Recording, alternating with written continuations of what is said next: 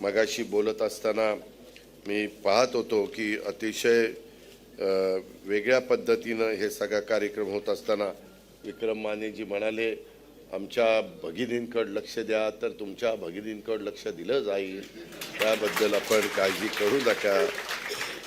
तर साहजिकच आहे, भावाला वाटतंच. आत्ताच रक्षाबंधन पण झालेलं आहे, त्याच्यामुळं ते भावाचं आणि बहिणीचं कसं अतूट नातं असतं. ते लाडक्या बहिणींचं तर मी मगाशी सांगितलं, लाडक्या बहिणीमुळेच आम्ही सगळे इथं बसलेलो आहे. आणि लाडक्या बहिणीमुळेच हेमलताताई तुम्हाला अपयश आलं, नाही तर तुम्ही पण यावेळेस आमदार झाला असता. ही वस्तुस्थिती नाही, जे खरं आहे ते खरं आहे. आपल्याला आत बाहेर करून काय करायचं. परंतु आता तुम्ही आमच्याबरोबर आलेलात आणि तुम्ही अशी काही काळजी करू नका की बाबा आता असं मग पुढं ही जागा कुणाला सुटणार, ती जागा कुणाला सुटणार. सगळं काही आपण व्यवस्थित चर्चेतनं मार्ग निघतो, त्याच्यामध्ये कुठल्याही प्रकारची अडचण येत नाही. अनेक प्रकारे वेगवेगळ्या मान्यवरांना वेगवेगळ्या पदांच्यावर आपल्याला संधी देता येत असते आणि त्याच्यातून आपण पुढं जात असतो. आज पण मी मगाशी बोलत असताना निवडणूक आयोगांना स्वायत्तता असताना विरोधक आरोप करतात की बाबा इथं असं झालं, तिथं तसं झालं. मित्रांनो, मी पण 8 वेळेला निवडून आलेलो आहे. कुठेही आम्ही निवडणुकीमध्ये असे वेडेवाकडे प्रकार करत नाही, पण कारण नसताना ते मतदार यादीमध्ये असा फरक केला, तसा फरक केला, अशा पद्धतीनं गोष्टी आपल्या महाराष्ट्रामध्ये, विशेषतः शिवशाहू फुले आंबेडकरांच्या महाराष्ट्रामध्ये होत नाहीत. सगळेजण जागृत आहेत. ह्या महान व्यक्तींचे विचार फार खोलवर रुजले गेलेले आहेत, सगळ्या भागात रुजले गेलेले आहेत. त्याच्यामुळं इतर भागात काय होतं त्याची मी खात्री देऊ शकत नाही, परंतु आपल्या राज्याशी आपला सगळ्यांचा संबंध असल्यामुळं आपल्या राज्यामध्ये तरी असले प्रकार हे अजिबात घडत नाही. म्हणजे मला आठवतं आहे त्यावेळेस मी मतदार पण नव्हतो, परंतु ज्यावेळेस 1977ची गोष्ट ती जनता पक्षाची का जनता दलाची लाट आली, त्यावेळेस अक्षरशः कुणाला वाटलं नाही की मोरारजी देसाई पंतप्रधान होतील किंवा ते जनता दलाचं सरकार येईल.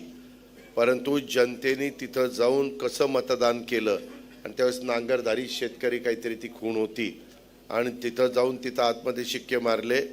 जे उभे होते त्यांना वाटलंही नाही की आपण निवडून येऊ. काही जण तर घरीच थांबलेले होते की काय आता निकाल लागायचा तो लागणार. आणि नंतर त्या कलेक्टरनी त्यांना बोलून घेतलं, अरे सर्टिफिकेट द्यायला या, तर तुम्ही आमदार झालाय, अशी वस्तुस्थिती आहे.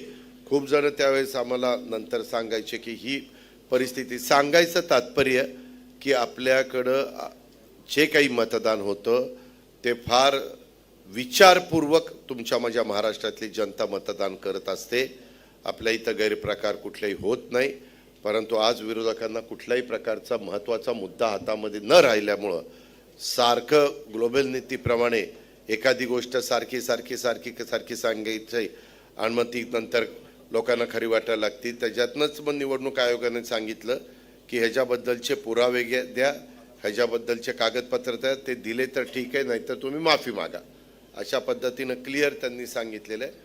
पण विरोधकांना आज आत्ता अधिवेशन पण चाललेलं आहे आणि त्याच्यामुळं ह्या असल्या काहीतरी गोष्टी काढत त्यांचं राजकारण चाललेलं आहे. त्यांचं राजकारण त्यांना लखलाभ.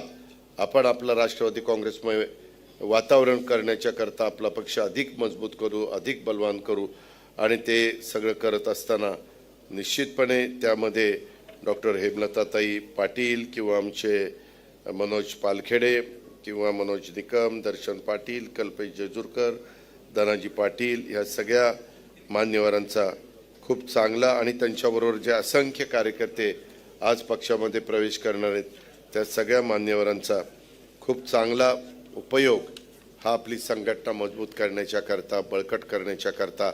तुम्ही काही तसं मनात आणू नका की उद्या आता जिल्हा परिषद कोणाला मिळणार, तालुका पंचायतीला कोणाला मिळणार, मग आणखीन काय होणार, नगरपालिकेला कोणाला, नगरपंचायत महानगरपालिकेला कोणाला.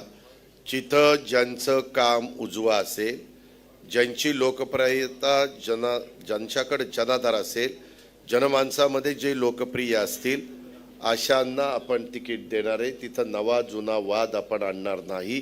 तिथं भेदभाव आपण करणार नाही.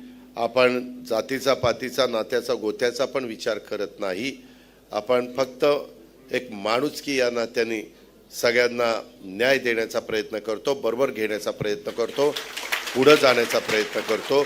त्याच्यामुळे माझा आदिवासी समाज असेल, माझा अल्पसंख्याक समाज असेल, माझा मागासवर्गीय समाज असेल, माझा इतर मागासवर्गीय समाज असेल किंवा आमचा सर्वसाधारण बहुजन समाज असेल, ह्या सगळ्यांना मी अतिशय स्पष्टपणे सांगू शकतो, भटका समाज असेल की कुठंही राजकारणामध्ये राष्ट्रवादी काँग्रेस पक्ष निर्माण झाला तेव्हाही सेक्युलर विचारधारेनेच सर्व धर्म समभाव ह्या भूमिकेतनंच निर्माण झालेला आहे. आणि त्याच रस्त्याने शेवटपर्यंत राष्ट्रवादी काँग्रेस पक्ष, त्या पक्षाचं घड्याळ, त्या पक्षाचा झेंडा आणि त्या पक्षाची वाटचाल ही त्या ठिकाणी चालत राहील ह्याबद्दलची खात्री आणि ग्वाही मी तमाम समोर असणाऱ्या सर्व मान्यवरांना देतो, आपल्या मार्फत महाराष्ट्राला देतो. पुन्हा एकदा आपल्या सर्वांचं मनापासून स्वागत करतो आणि रजा घेतो. जय हिंद, जय महाराष्ट्र, जय राष्ट्रवादी. धन्यवाद दादा. सर्वांना विनंती आहे की आपण बसून घ्या.